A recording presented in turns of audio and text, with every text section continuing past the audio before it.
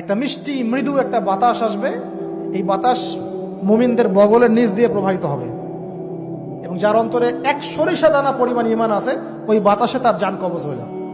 বাকি থাকবে সব এই যে গরু ছাগল হাঁস মুরগির মতো মানুষ, গবাদি পশু, আল্লাহ বলার মতো মানুষ নাই, রাস্তা মোড়ে মোড়ে জেনা করবে। এটা আরো অনেক পরের কথা, অনেক পরের কথা। আমরা ওই যুগ দেখতেও চাই না, বাঁচতেও চাই না ওই যুগে, তাই না ভাই?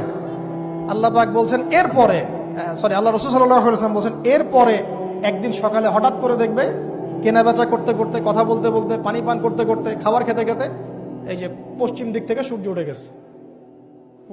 তার মানে কি ওই দিন কিয়ামত হয়ে যাবে এবং এটা এত ফাস্ট হবে, এত দ্রুত হবে।